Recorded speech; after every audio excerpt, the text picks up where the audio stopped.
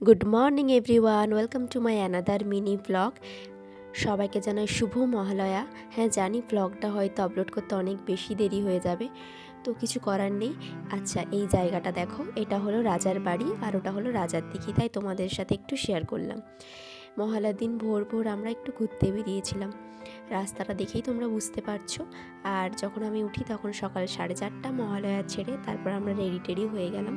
একটু ফাঁকা হতে আমরা বেরিয়ে পড়লাম। মহালয়ার দিন ভোরবেলা যেহেতু তর্পণ করা হয়, সেহেতু তোমরা দেখলে রাজার দিঘির ঘাটে অনেকেই তর্পণ করছিল।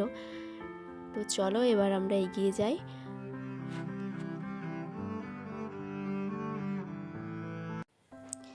রাস্তাটা দেখতে কি সুন্দর লাগছে তাই না? চারদিকে পুজোর কাজ হচ্ছে, প্যান্ডেল ব্যানার সব ভর্তি। এই যে পুজোর প্যান্ডেল, এটা কেরানিতলার প্যান্ডেলটা।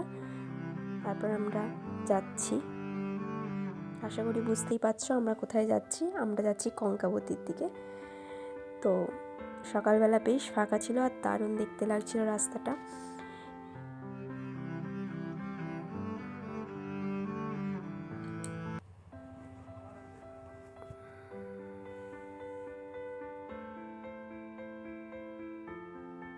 ওই দেখো দূরে রাঙামাটির প্যান্ডেলটাও দেখা যাচ্ছে।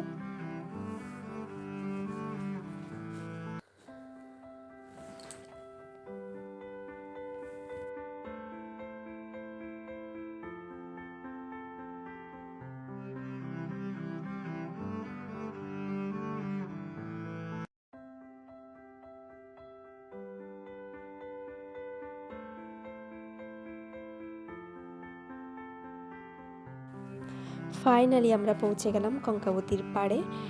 এখানে যেহেতু আমরা ভোরে অনেকটাই সকালে এসেছিলাম, তো এতো খুব একটা ভিড় ছিল না, গুটি কয়েক লোকজন ছিল। তো এখানে এসে দেখছি ব্রিজের অবস্থা দেখেছো কি হয়েছে, পুরোটা জলে ডুবে গেছে, কাশফুলগুলোও নেতিয়ে গেছে। দূরেও একটু কাশবন দেখা যাচ্ছে আর সামনে টুকটাক ফুল রয়েছে। তো সকালবেলা ভীষণ ভালো লাগছিল। তো সামনের চা দোকানে আমরা একটু চা খেয়ে নিলাম। তারপর বাড়ি ফেরার পালা। সূর্যও বেশ উঠে গেছে, কি সুন্দর দেখতে লাগছে তাই না? তো সকালটা খুব ভালো কাটলো আমাদের। তোমরা সকলে খুব ভালোভাবে পুজো কাটিও। Thanks for watching.